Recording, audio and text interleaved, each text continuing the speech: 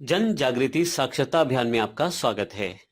WordPress के अंदर हमने पिछली कुछ वीडियोस में पोस्ट रिगार्डिंग स्टडी किया कि वर्डप्रेस प्लेटफॉर्म में पोस्ट का क्या रोल रहता है और किस तरह से हम उसे यूज़ कर सकते हैं। उसी तरह आज की वीडियो में हम पेजेस के बारे में जानने वाले हैं कि पेजेस क्या होते हैं और हमें इसका यूज़ कब कब करना चाहिए। तो जैसा कि मैंने पिछली कुछ वीडियोस में बताया कि पेजेस जो है वो स्टैटिक कंटेंट रखने के लिए यूज़ किए जाते हैं और वहीं दूसरी तरफ जो पोस्ट होती हैं वो डायनामिक होती हैं, उन्हें चेंज किया जा सकता है। वैसा ही पेजेस पर चेंजेस भी फ्रिक्वेंटली होते हैं, कभी कभी होते हैं और ये परमानेंट इन्फॉर्मेशन के साथ वर्डप्रेस में यूज़ किए जाते हैं। तो आज हम ये जानते हैं कि वर्डप्रेस में पेजेस क्या चीज़ होते हैं। पेजेस के अंदर हम अपने स्टैटिक डेटा को स्टोर करके रखते हैं, स्टैटिक इन्फॉर्मेशन को सेव करके रखते हैं। स्टैटिक इन्फॉर्मेशन का मतलब उस इन्फॉर्मेशन से है जो हमारे पास फिक्स रहती है, जैसे कि कंपनी एस्टैब्लिशमेंट की डेट जो कि फिक्स है, कभी चेंज नहीं की जा सकती। उसे हम वर्डप्रेस में पेज के अंदर मेंशन करेंगे, ना कि पोस्ट में। उसे पोस्ट के अंदर भी मेंशन किया जा सकता है, लेकिन उस पोस्ट में कंपनी की जो हिस्ट्री या एस्टैब्लिशमेंट की टाइमिंग है वो चेंज नहीं होगी। वर्डप्रेस के अंदर हम उस इन्फॉर्मेशन को फिलअप करते हैं जो परमानेंट रहती है, लेकिन ये अपने समय के साथ साथ अपनी नीड के अकॉर्डिंगली चेंज की जा सकती है। अदरवाइज़ हम इसमें स्टैटिक डेटा ही रख पाते हैं। पोस्ट के अंदर हम डायनामिक डेटा को यूज़ करते हैं और पेजेस के अंदर हम इसमें स्टैटिक डेटा रखते हैं। एंड देन अब हम चलते हैं कि हम पेजेस को और डीपली कैसे समझ सकते हैं। सिंपली हम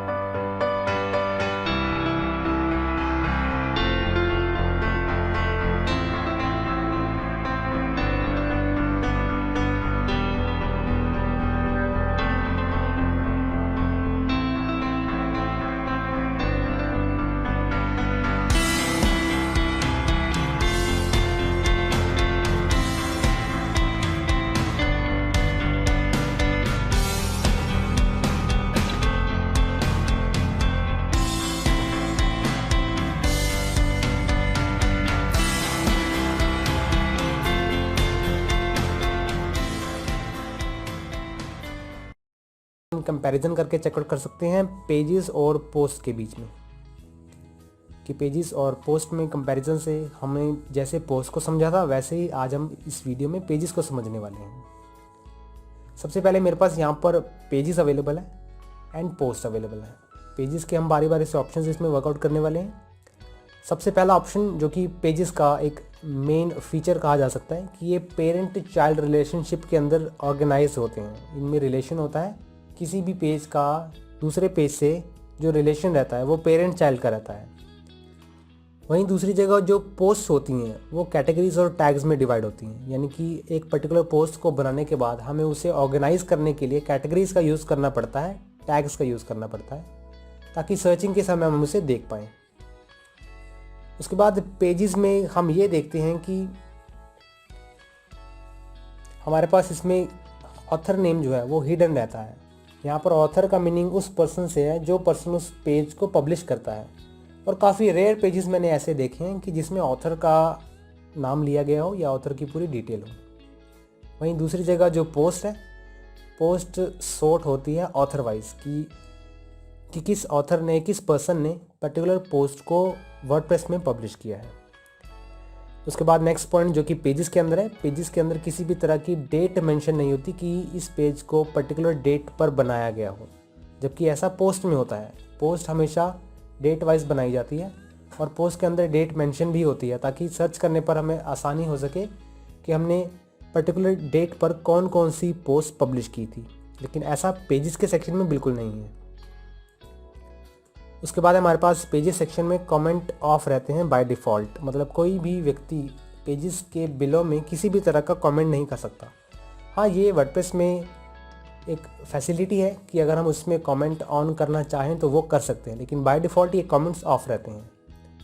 वहीं दूसरी जगह जो पोस्ट के अंदर कमेंट्स हैं वो ऑन रहते हैं ऑटोमेटिकली, लेकिन आप इसे अपने सुटेबिलिटी की अकॉर्डिंग कमेंट्स को ऑफ भी कर सकते हैं, बट बाय डिफ़ॉल्ट ये जो कमेंट्स रहते हैं ये ऑन रहते हैं।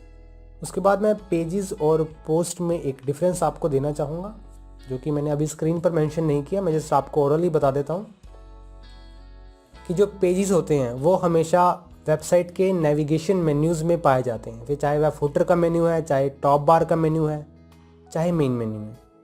पेजेस की जो लोकेशन है वो मेन मेन्यूज़ में या मेन्यूज़ के अंदर ही हम उसे देख सकते हैं, फाउंड कर सकते हैं। वहीं दूसरी जगह जो पोस्ट हैं, पोस्ट हमेशा पेजेस के अंदर इंडेक्स वाइज पाए जाते हैं। आप चाहें तो इसे विदाउट इंडेक्सिंग भी दे सकते हैं, लेकिन जो पोस्ट होते हैं वो पेजेस के अंदर पब्लिश किए जाते हैं। इसके बाद मैं आपको कुछ पेजेस की लिस्ट देना चाहूँगा जो कि तुरंत चेंज नहीं होते, समय के साथ साथ उसे चेंज होना पड़ सकता है। जैसे कि मान लीजिए सबसे पहला पेज, मैं सबसे पहला एग्जांपल यहाँ पर देता हूँ, अबाउट पेज। अबाउट पेज के अंदर हमारे कंपनी की जो इन्फॉर्मेशन है वो फिलअप की जाती है कि हमारी कंपनी कब एस्टैब्लिश हुई, कौन कौन हमारी कंपनी के फाउंडर्स हैं, या पर्टिकुलर बिज़नेस को कौन रन कर रहा है और कितनी उस बिज़नेस की रीच हो चुकी है, कितने कस्टमर सेटिस्फाई कर चुकी है। वैसे अगर आप अबाउट अस में किसी तरह का चेंज चाहते हैं तो उस चेंज को कर सकते हैं, लेकिन वो तुरंत चेंज नहीं किया जा सकता। जैसे मान लीजिए कि साल 2020 में आपके 1500 क्लाइंट्स हैं जो कि सेटिस्फाइड हैं, वहीं साल 2021 या 22 में आपके वो क्लाइंट्स बढ़कर 3000 या 4000 हो जाते हैं, तो उस चेंज को आप 1 या 2 साल के बाद वेबसाइट पर उस पेज पर मेंशन कर सकते हैं। लेकिन पोस्ट अगर आप यूज़ करते हैं तो पोस्ट के लिए आपको इंस्टेंटली चेंज करना पड़ेगा। पोस्ट, क्योंकि पोस्ट हमेशा नई नई पोस्ट बनती रहती हैं, उसके बाद न्यू से ओल्डर में पोस्ट सॉर्ट होती रहती हैं। जैसे कि कोई नई पोस्ट आई तो वो बॉटम में शो होनी शुरू होगी। तो इसी तरह से हम पेजेस में इंस्टेंटली चेंज नहीं कर सकते।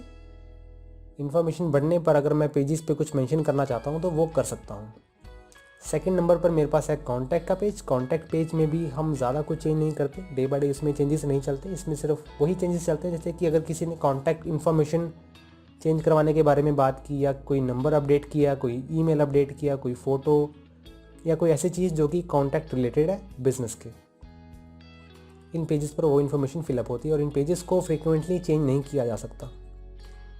थर्ड नंबर पर मेरे पास लीगल पेजेस है। लीगल पेजेस जैसे कि प्राइवेसी पॉलिसी पेज और टर्म्स एंड कंडीशन पेज, ये पेजेस उसके अंदर डिनोट किए जाते हैं।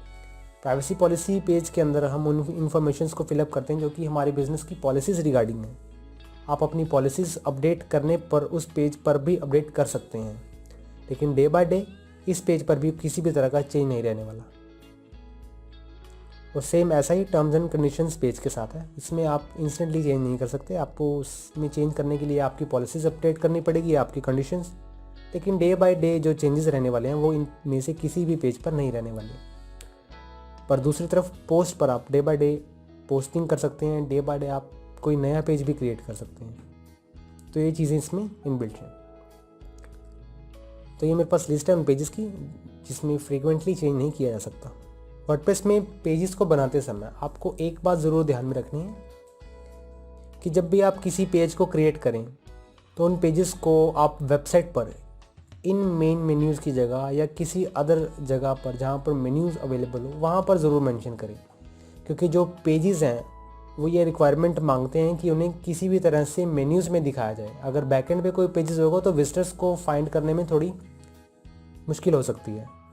और मेन्यूज़ में पेजेस को दिखाने का मीनिंग यही है ताकि यूज़र को हर तरह के कंफर्ट मिल सके और वो ये देख सके कि मैं पेजेस अगर फाइंड करना चाहता हूँ तो मैं मेन मेन्यू में या टॉप बार मेन्यू में या फुटर मेन्यू में उन पेजेस को फाइंड कर सकता हूँ। तो ये कुछ हेल्पफुल पॉइंट्स थे जो कि आपको पेजेस बनाते समय ध्यान में रखते हुए अपनी वेबसाइट को अट्रैक्टिव बनाने में हेल्प करेंगे और इन्फॉर्मेटिव बनाने में हेल्प करेंगे। जब भी आप किसी भी वेबसाइट को क्रिएट करते हो तो ये आपकी वेबसाइट के टाइप के ऊपर डिपेंड करता है कि आप उसमें पेजेस कहाँ दिखाना चाहते हो, आप उसकी लोकेशन कहाँ रखना चाहते हो, मेन मेन्यू में, फोटो बार में, टॉप बार में। या अगर कोई ब्लॉग की वेबसाइट बनाना चाहते हो, कोई ब्लॉगिंग की वेबसाइट बनाते हो, उसमें पेजेस का जो यूज़ रहने वाला है वो आपके वेबसाइट पर बेस रहने वाला है कि आपकी वेबसाइट किस कैटेगरी में डिफाइंड है।